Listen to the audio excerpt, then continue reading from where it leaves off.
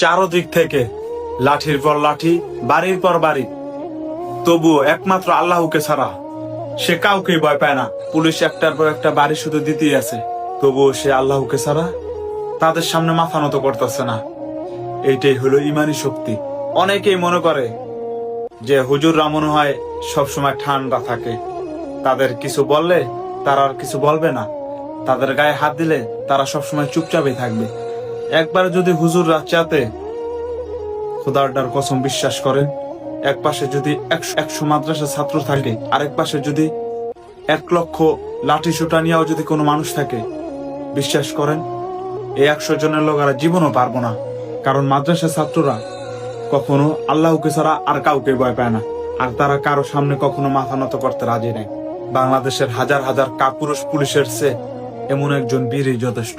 দোয়া করি এই বেঈমানদের সাথে লড়ার জন্য তার মতো হাজারো হাজারো বীর যেন আল্লাহ এই বাংলার জমিনে জন্ম দেয়।